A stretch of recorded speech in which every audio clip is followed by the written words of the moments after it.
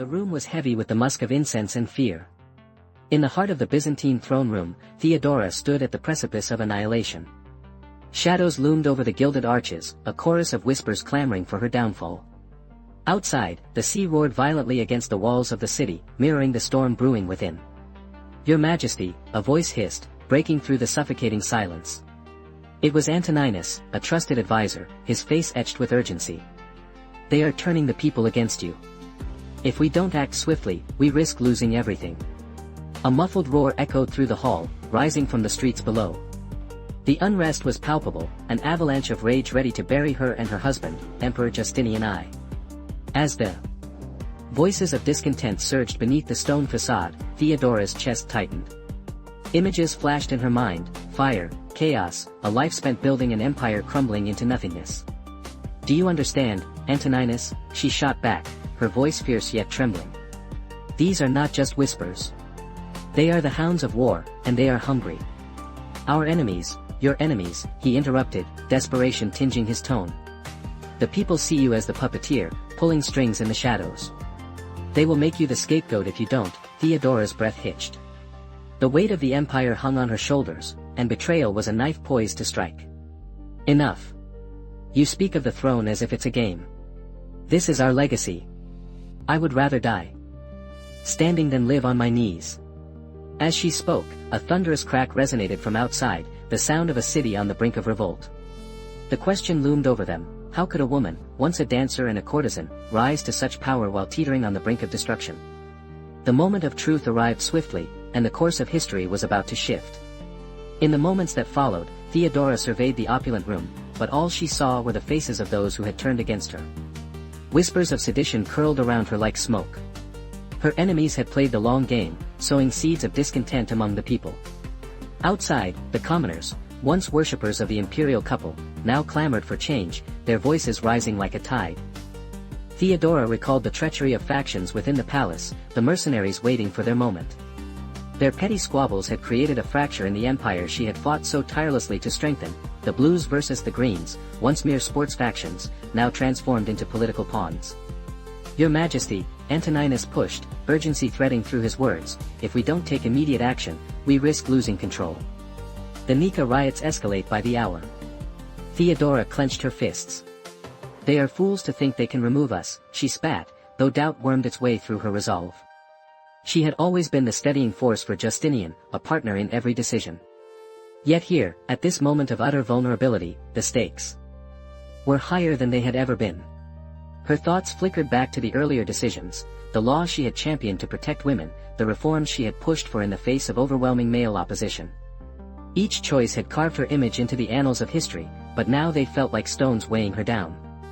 A thunderous cheer erupted from the streets, twisting the knife deeper, and she could hear the chants rising into a crescendo. "Down with the Empress! Down with the Emperor!" The chant was visceral and primal, echoing the fears that tugged at her heart. The room pulsated with an electric tension as she turned, her mind racing. What should she do? The choices seemed limited, but one path glimmered in the shadows: a decision that could tilt the scales. "I will not flee," Theodora declared suddenly, her voice gaining strength. "We will confront them. We will show them that their voices do not hold the power they think they possess." Antoninus's eyes widened, a mixture of admiration and horror. "But they are coming for your blood. You cannot, they are coming for both of us, Antoninus. If we hide, we only seal our fate." Theodora's determination ignited. She envisioned the crowds outside, their anger, their passion. "We will stand together. We will show them the strength of our resolve. If we are to fall, let us fall with dignity, our heads held high." The decision hung heavy in the air. It was a gamble, a risky move that could lead to annihilation, but it was also the only way to reclaim her power. She had always believed in the strength of her voice, in her ability to command respect.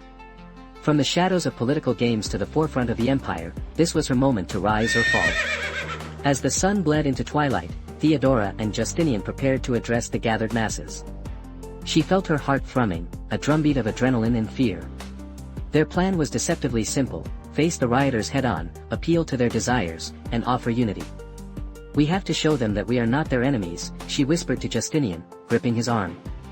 "We must remind them of the good we have done, The reforms, the laws. We must tell them that we are on their side. He nodded, yet uncertainty clouded his features. What if they reject us? What if they see us as tyrants? Then we will fight until the end, she replied, her voice low and fierce. A leader does not cower, they confront. As they stepped outside, the air crackled with anticipation.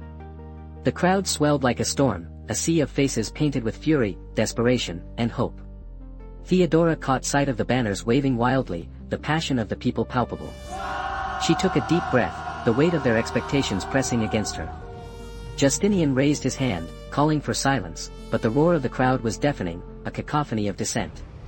Theodora felt the pulse of history coursing through her veins, her moment to shine or to shatter. People of Byzantium, she shouted, her voice slicing through the tumult. You are not our enemies, you are our strength. We hear your cries. We have fought for you, for your rights, and for our future. Stand with us. The crowd hesitated, the tide of emotion shifting as they absorbed her words. But then, a figure in the crowd, a leader of the opposition, stepped forward, challenging her with a fierce glare.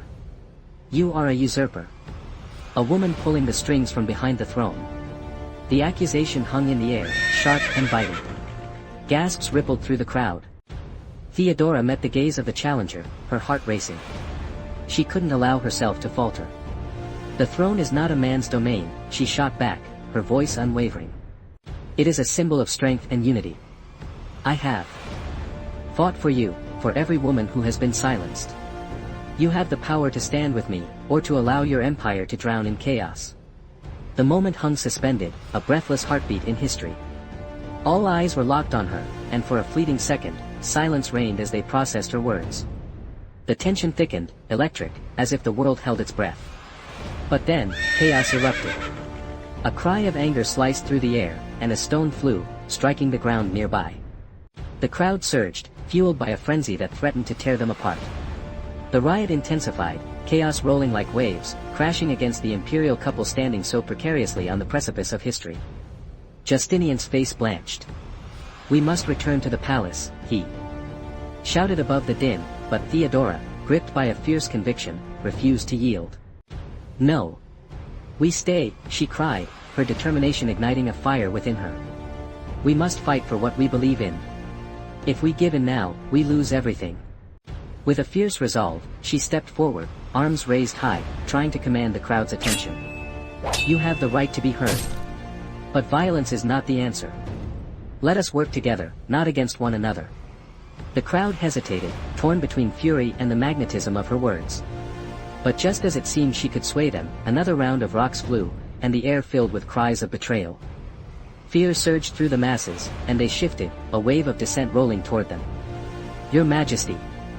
Antoninus shouted from the sidelines, panic in his voice. We need to retreat now.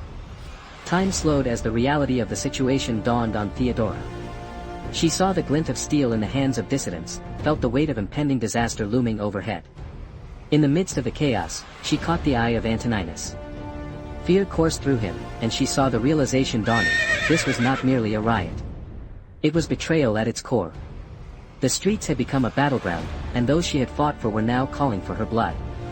Then it happened, chaos unraveled as the mob began to close in, fueled by fear and fury, pushing her and Justinian toward the precipice of disaster.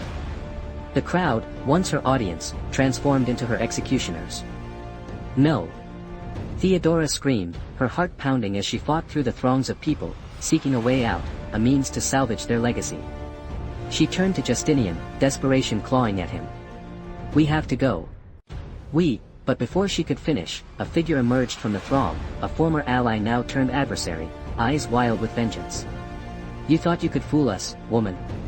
You are nothing but a puppet master. As the word struck her, she faltered, and in that moment of hesitation, chaos erupted. People surged forward, and she felt the grip of fate tightening around her throat. For every thread of loyalty she had woven, 1,000 threads of betrayal unraveled. In the aftermath, Theodora's heart shattered as she realized she had lost control, not just of the crowd, but of their fate. The cries of betrayal echoed in her ears, drowning her in despair. The mob surged, and in an instant, the world she had fought to create splintered. In the dim light of the aftermath, Theodora sat at the edge of her chamber, the weight of a shattered legacy pressing down on her. They had survived, but at what cost? Her decisions had carved paths of glory, yet woven among them was the thread of human frailty, the longing for power, respect, and love that often led to ruin. As she looked out over the crumbling walls of Byzantium, she contemplated the nature of ambition. The world was a fickle beast, and those who sought to wrest control often found themselves ensnared in their own desires. Justinian had clung to her strength, yet even their combined power had nearly unraveled beneath the burden of expectation. Power was a delicate dance, and she had stepped too far, too quickly, hoping to forge alliances that had withered into ashes. The streets now whispered her name with contempt rather than reverence. What she had aimed to build, a legacy of strength and unity, now teetered on the edge of an abyss. In her heart, Theodora understood the ultimate truth of power. It was not a throne or a crown that defined one's legacy, but the choices made in the face of adversity, the willingness to confront the storm instead of cowering from it. In this realm of rulers and subjects, she had fought not just for the empire but for her place within it. And as the storm raged outside, she knew that even in the darkest hours, there lay the seed of rebirth, a chance to rise anew. The lesson was clear: power was a fragile thing, and the price of ambition could be steep. Yet, it was a path she would walk again, armed with the knowledge of her own resilience and the determination to forge a future that would not crumble like the walls around her. In the silence of her room, she whispered to the darkness, "I will not be forgotten."